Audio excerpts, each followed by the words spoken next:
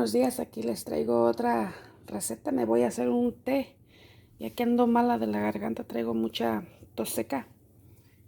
Y este tecito a mí me ayuda para que no me duela la garganta cuando estoy tosiendo, porque a mí cuando me pega la tos me pega muy feo.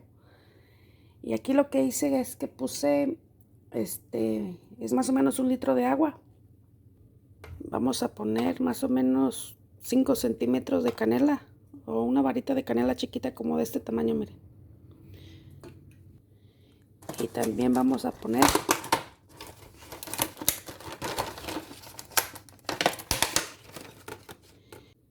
esto que tengo aquí, es jengibre.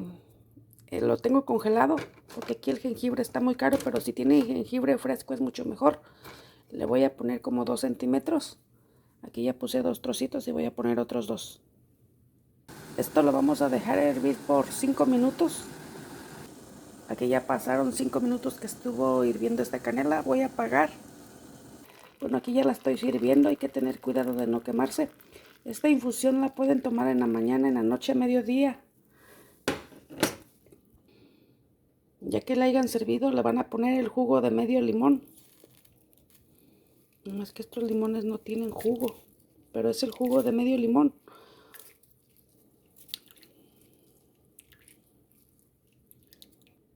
Le van a poner miel.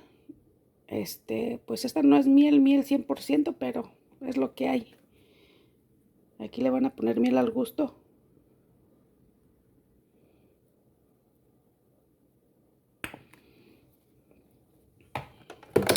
Y vamos a revolver y ahora sí a tomar. Lo toman lo más calientito que lo aguanten. Y esto sería todo. Espero les guste este video.